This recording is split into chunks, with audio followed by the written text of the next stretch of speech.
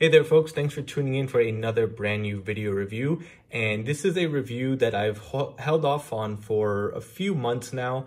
On one part because I simply forgot to do it, and on the other part because I recently tried to make this video along with a few other videos, and I just kept encountering some technical issues that wouldn't let me actually export and upload and finally save and edit the video. But anyway, here we have the final pair of Mandalorian Beskar ingot prop replicas, and the two that are standing are both from the same prop maker. His name is, or his website name is Angry Ape Props, and the 5 that you see down below are what I have left. I have sold 2 ingots so far, simply because I'm trying to downsize my collection and I'm just getting rid of some of the pieces that I am not a fan of and wanting to keep, you know, just 1 or 2 that I actually do enjoy. As far as actual prop replicas from the show, the only thing I think we have so far is the one from the GameStop box set thing that comes with that cheap gauntlet, and then I want to say the Mandalorian signet, and then of course the ingot bar, but that whole set is like $150, which is ridiculously overpriced. So let's take a quick look at these 2 ingots today.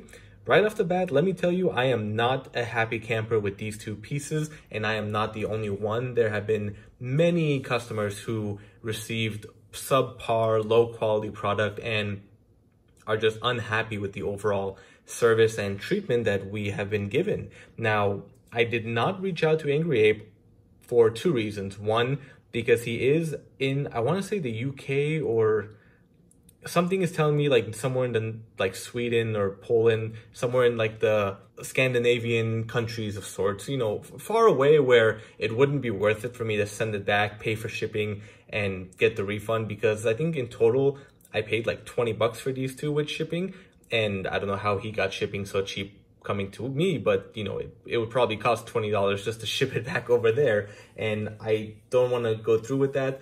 On the other hand, as I mentioned, seeing the reactions and responses he gave to other customers, I don't really want to deal with that.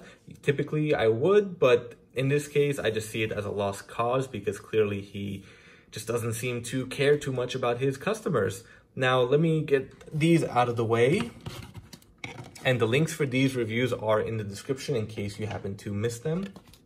Now, these 2 are supposed to be, I guess, from the same mold set that he built, but they look very, very different, which isn't entirely bad until you get a real up-close look. So before I begin with all the specs, let me go ahead and get the weights and measurements in for these 2.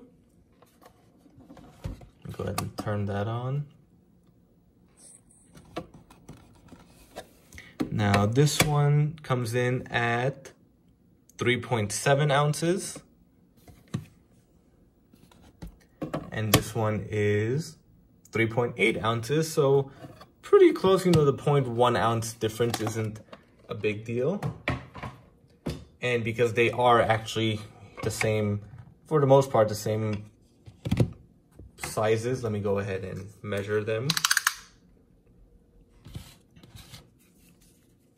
And these are about 2 3/4 inches wide, about 4 3/4 inches long, and they won't stand too well, so let me hold it up.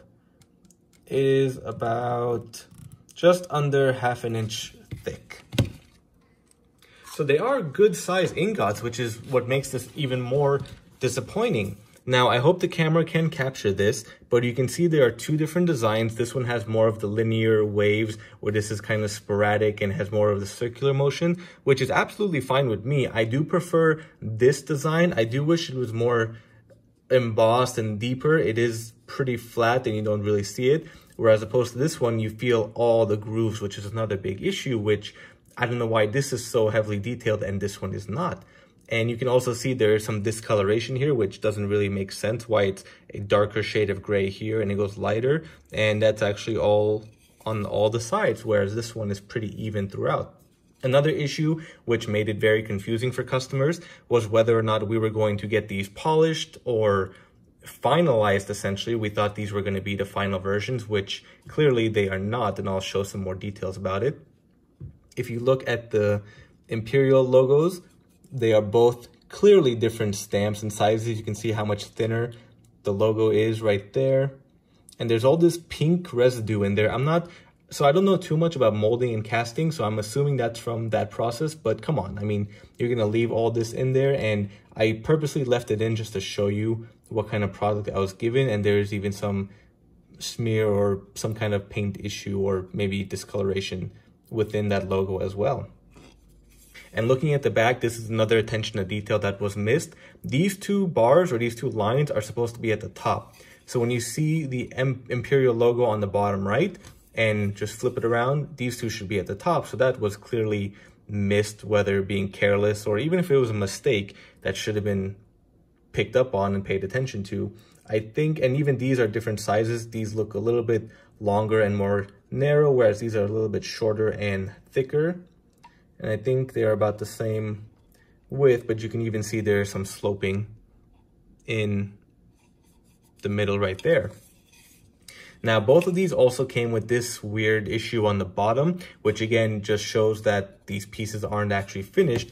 You can clearly see the crease and the crack right here where this probably detached from, and how not only smooth, but it's just a weird pigments and colors that are going on through there. And this one has it as well. And it's not even smooth on the edges. It's pretty jagged, so it's uneven all throughout here, which is really disappointing.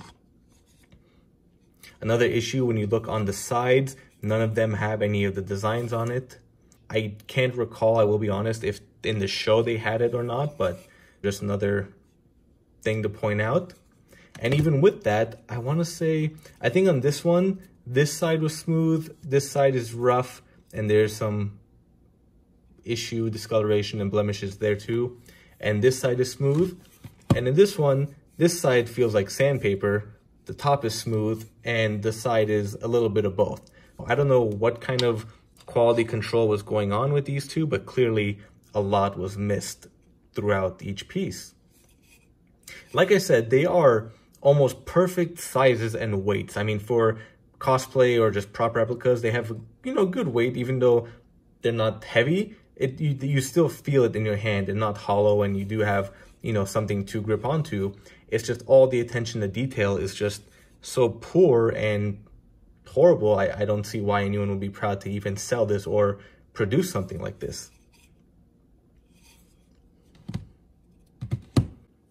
Now I'll get another close-up of this discoloration too. It is pretty weird, and you can even see there's a weird brush stroke going down here that almost matches this gray color, but it's just right in the middle of this dark gray, and it comes all the way around. And another blemish right there, and that brush stroke here too. So clearly there's probably a clamp or something here that made this discoloration within the discoloration.